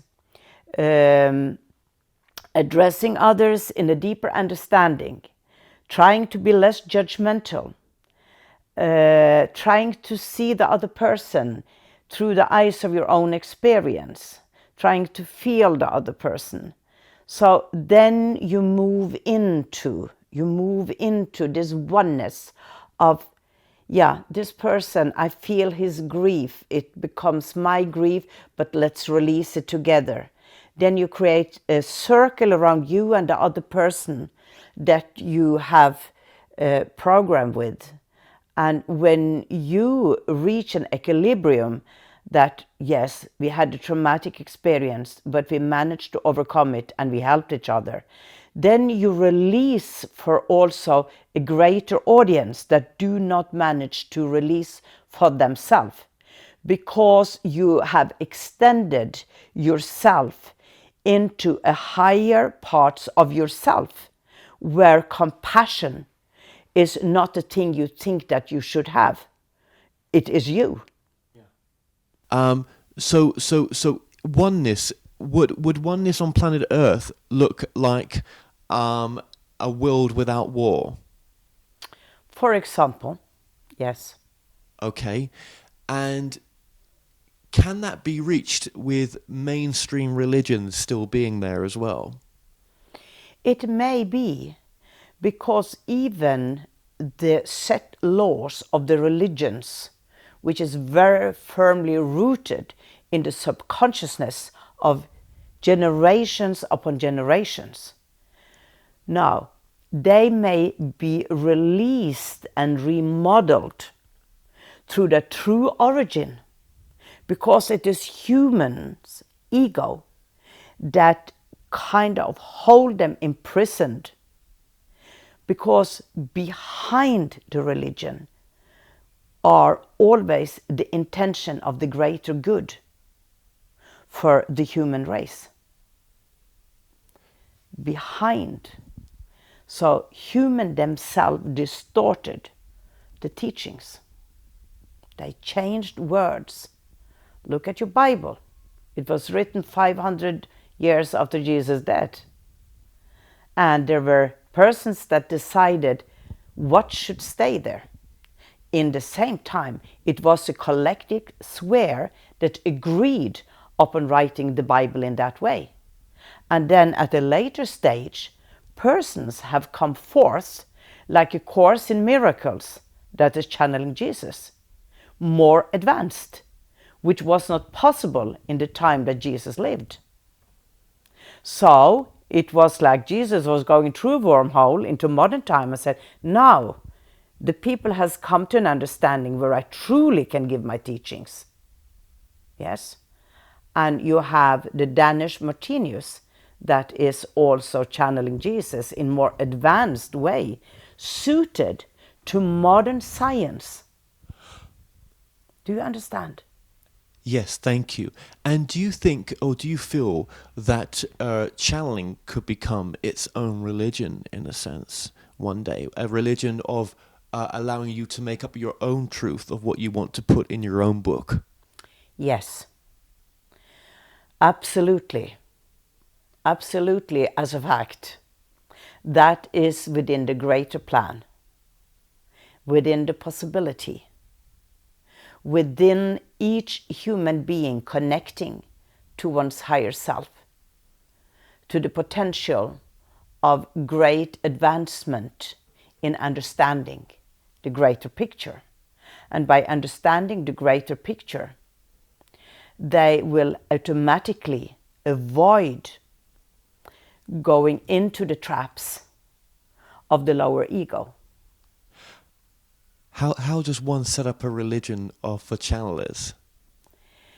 It is not somebody. There will always come leaders that leads and guide humans into a new era or a new understanding. That is how the Mormon Church started. Somebody channeled down information, which became a set of laws, which other people started to follow. Yes. Yes. But it was laws that were rigid. And the laws which were perfect for like 1,000 years back in time are not perfect now. So the rigidness of religions is the problem here. It has to follow. Much of the religion are symbolic, and stories, symbolic stories, which make you find your truth from that story, from your inner kind of taking it down into small particles. Oh, the lost son coming back. You find your own examples that connects with that story.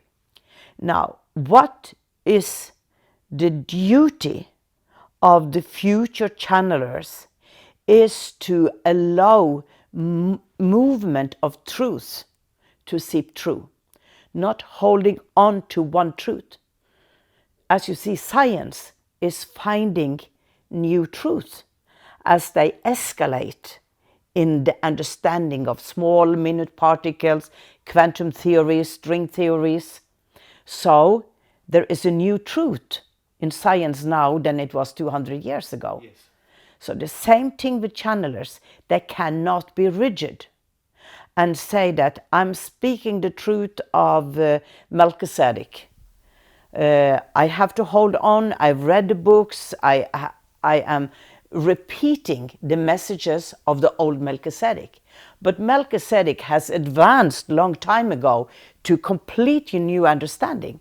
Much like Edgar Casey. Yes. So then there is new kind of truth that will come true, which does not render the old truth wrong, but it simply is fitted to where humanity is in their present evolutionary state of understanding. So a place like the Edgar Casey Center in Virginia, which holds on to Casey's truths, I wonder if Casey would have wanted that in some sense, because it doesn't allow new truths to be bolted on or expanded truths. But money does Yes. funny things.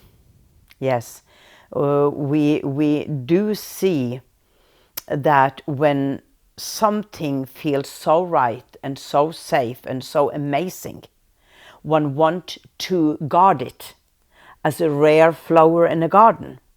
We cannot let this flower die. But there comes a point when the flower has had its time and the seed from that flower is planted to bring on new ones. And this will happen. This will happen with channelers that comes through and become the new voice or the future voice. So this is the evolution of religion in a sense, Yes. is keep the foundation there, let's add new truths to the foundation. But then Muslim scholars would say this is the ultimate truth and never can this book be changed. Well, that is what that it is their right to say that, because that's why they came to Earth. That's what's their purpose. They're just doing their job. And it is up to the others to feel within themselves their own gut feeling. No, it's right in somehow, but no, there's something more to it. And they go explore through their own connection with the future, with that which is minute particles of stories, and advanced in their own exploring. So if a truth is, to be gay is a sin, how do you expand that truth? How do you add a new truth onto that? Because it's saying to be gay is a sin. I don't believe that. I'm just saying as Old Testament says, in a sense. How do you add a new truth to that? Yes, one has to understand why they said that. Because the purpose of people coming together in a sexual union was to bring children into the earth. That was the program. So if many avoided that, it would not be populated as was set as the program. No, Earth is overpopulated. So then a new program is set in, which many people then are attracted to their own sex, also because they have come to a unity state where they say the body is one thing, but the soul, I am in love with the soul of this person. One go to another level, to the heart level, and the body is then used for pleasure, with the possibility, the many possibilities that there are for that. Yes, so that is a kind of an instrument, but the true union is through the heart and the soul. So with the new religion for channeling, I mean, do you, in where I'm talking to you from, the space you're from, where I'm with you now as well, we're all with you, but in this separation version right now, where you're from, does the word religion for channeling make you cringe, or is that the way to bring channeling to a much bigger level, a much more international level, with the way you've described it?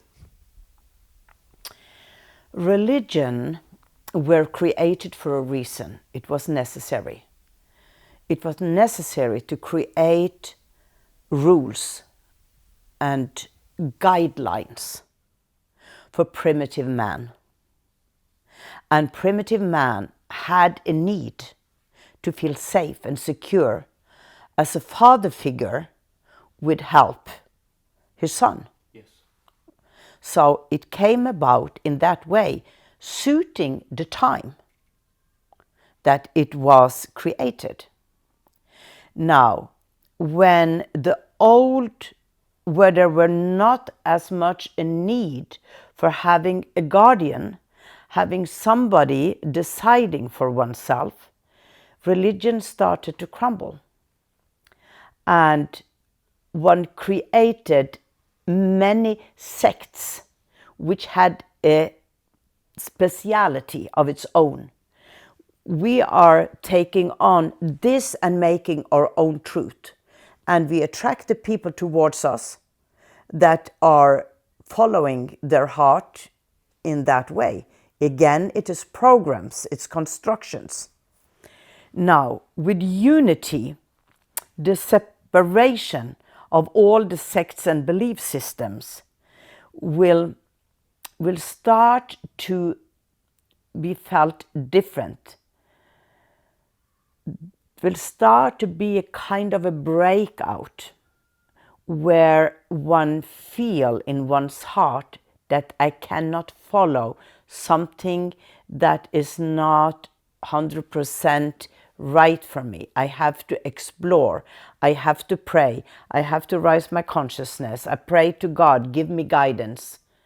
And then as you attach to that which is above all the construct, all the programs, you simply feel an enormous joy seeping through you. You are being in love with people. You are being in love with yourself. You want to do good deeds. You are walking like you were newly romantically falling in love with somebody, but you are falling in love with your higher self and the beauty of life. And you see colors, you see everything different, like you were on a trip. And when this happens to you, when this touches you, then there is no rules of stagnation or sin. It is simply you do the right thing because you are rooted in love. Okay. You are rooted in love. So could it be that in the future that there is a religion for channeling? We are not very comfortable to call it a religion. A foundation? A foundation, yes, that may be a more appropriate word. A foundation of unity, transmission of possibilities, transmissions of free will under the guidelines that true love sets for you, using your physical body, your emotional and mental body as an antenna, and living your life almost like were you in a Garden of Eden. Many of the galactic races have overcome wars, have found that blueprint, and they are there all around you to give you that imprint, give you that blueprint, because it takes away the urge and the need of harming anything living. So people could join this foundation then and become a member of it, in a sense, Yes. to unify themselves as wanting to come from this space. Yes. Have I already set this up in the future? Oh, yes. It's like a big tower. You are rebuilding the Tower of Babel, because in the beginning there was one language, and then it became many, and people started to misunderstand each other because there were so many languages and they could not understand each other. So what is being recreated now that you're a part of is to take the many languages and find one common language where everybody may communicate without words. Without words. And yet words is like, how can we say? Words are signals that penetrates the mental and transform it into emotions, to challenges, into goodness. So the earth language in the third dimension is still necessary, but the language of light is wave that is coming from the highest possible source of love that bypass the brain and goes directly into the DNA. And now there is an awakening on planet Earth of humans talking the language of light. Why am I doing this documentary to right now to then to have a message come to me that potentially in the future I've already set up a foundation for channeling, which brought the channelers together? Why is that coming through in this documentary? Was there no other way I would do this work unless it came through this documentary like this? It is being set up for you as a tool to achieve your goal. So that's why you got an ID. You could have done it in many other ways, but this was what you decided and how you decided to go about it in order to create your future. So it's almost like showing the most amount of transparency to the people of how this was set up. That Yes. it happened naturally on a documentary that I was making. Yes. As this will be present on the documentary. Yes. And you couldn't have made it. Is that because it's time for a foundation of transparency as well? Yes. It is. But Yes. I never set out on this journey to set up a foundation for channeling. But is that why I've got channeling.com, the highest tier in the world for channeling? You see, you answer your own question. Because I kept saying to myself, this is more than a reader's site. It feels a bit sticky just being I know it was going to provide for me, but it's much more than that I wanted it to be. It is. It is much more. Of course it is much more. But it is like you can have only small bits of the whole image. Sometimes you are not allowed to see the whole image, but as you walk your path, it is revealed for you. With free will, so that it's not forced upon me. It's not forced upon you. Who am I speaking to again? Now you are speaking to your own higher self.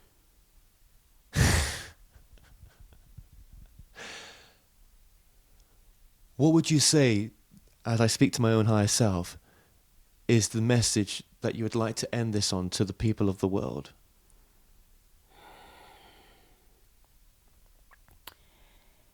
You were born creators under the law of free will, under the judgment of your own actions, which would lead to many different stories, which again would set up guidelines of behavior and interaction. Now, when you have come to the point where you are moving towards an end of a cycle, you are allowing the next cycle to seep through with advanced theories of how life is created. And films, movies are being set up to spark your curiosity, inviting you in to a future that is awaiting you.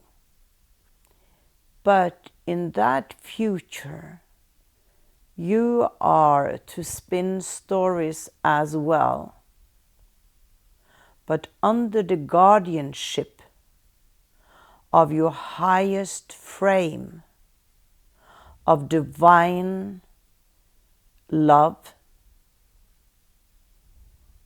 integrating that through all of your actions as a natural condition and state of being. What you have now in bits and pieces will become the wholeness of your day and night. Like a rider on his horse moving forward, you are riding in to the new sunrise, transforming yourself to a golden being as the winged ones. The dream and visions as the blueprint, always as co-creators of the one in the many. We thank you for listening and feeling that is created in this moment of time. And we will allow the language of light to flow through your mind as the last expression of divine solution. Akahia shnata kehia, lotoknaya, arajianatike upuknchaya, ilayanatuke hiasutamichukta eseyatki, anahianajikaya, alatakia urashiatakaya, imaniatike ulaya chukta. Inaya siku amaniya shikte ilahiana utukia amaya.